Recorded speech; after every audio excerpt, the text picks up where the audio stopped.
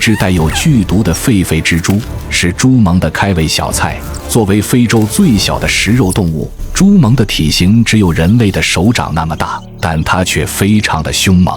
沙漠金蟹，世界上毒性最强的蝎子之一，仅需0.16毫克的毒液就足以致人死命。但猪獴却毫无畏惧，在非洲东部肯尼亚的查沃野生动物国家公园内，长达几个月的干旱对这里的原住民是一场考验。对于猪獴来说，极端的气候并没有什么影响。他们把白蚁赶出了家门，住在白蚁打造的城堡中简直太舒服了，不仅保暖，还可以抵御夜晚的寒风。20多只小家伙挤在一起睡懒觉真的很幸福，但美梦总是会醒。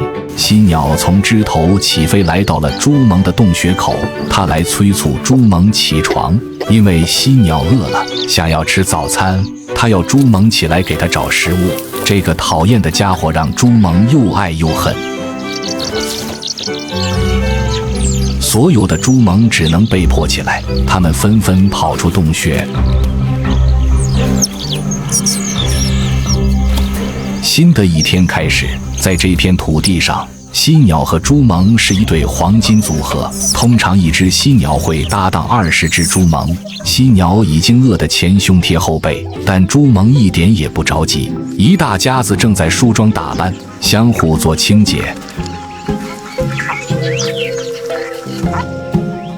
犀鸟也只能老老实实地等着，在没有收到信号之前，猪獴家族是不会外出狩猎的。管家确定周边安全后，终于发出了信号。所有的猪獴就像脱缰的野马一般，犀鸟紧随其后。蹦蹦跳跳的猪獴将藏在草地里的昆虫驱赶了出来。犀鸟在猪獴身后提供安保的同时，也会捡猪獴漏掉的昆虫饱餐一顿。犀鸟简直就是个天才，这样就省得自己去找食物了。猪獴的狩猎范围达到了50个足球场大小。为了保证狩猎区域的安全，它们会在沿途的树干上留下自己的气味，以警示其他动物。标注的越高，其他动物就会以为它们是体型非常大的动物。犀鸟和猪獴合作捕猎，大家都可以受益。在干旱的季节，猪獴捕猎的时候缺少遮挡物，这时犀鸟的价值就体现出来。站在枝头提供安保的犀鸟发现了危险。一只猎鹰出现在这片天空，它是猪獴的天敌。犀鸟赶紧用嘴巴敲打树枝，并发出警告声。在狩猎的猪獴收到信号后，纷纷警觉起来。所有的猪獴会在第一时间寻找藏身之处，猎鹰只能无功而返。猪獴再次出来捕猎，这只猪獴已经闻到了食物的味道，它悄悄地靠近这个沙洞。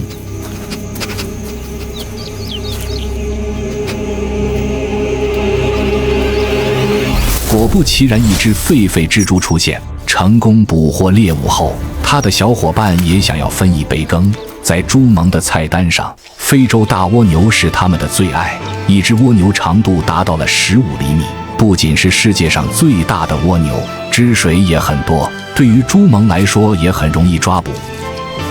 闻了闻没问题后，猪獴就将这只大蜗牛叼走了。但想要撬开蜗牛的外壳并不简单，犀鸟一直在身后跟随，利用倒下的树干作为工具，摆放好蜗牛，然后用前腿将蜗牛大力地推送出去。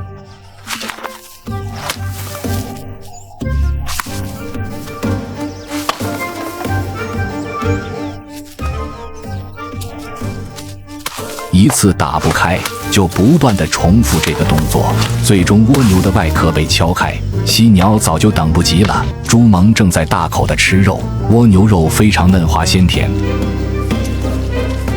猪獴总是会留一些给犀鸟，这给犀鸟高兴坏了。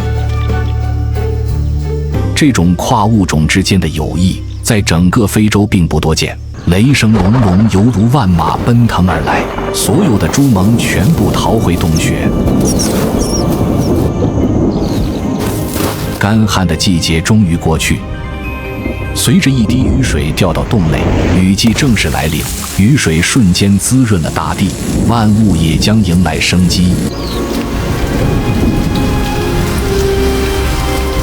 猪萌们抱在一起取暖。大雨过后，草地上出现了许多昆虫，这是难得的自助餐时间，但危险总是伴随着它们。一只疣猪出现，犀鸟再次发出了警告。